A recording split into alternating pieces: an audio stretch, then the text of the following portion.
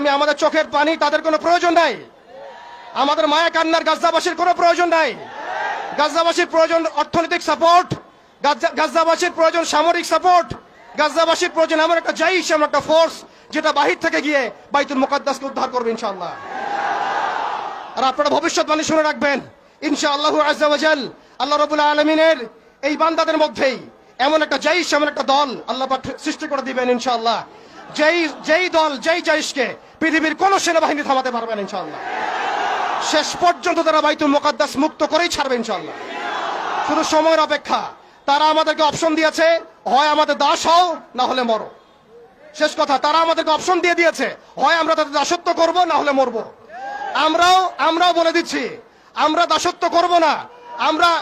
আমরা হয় শহীদ হব অথবা স্বাধীনতা ছিনিয়ে নিয়ে আসবো ইনশাআল্লাহ।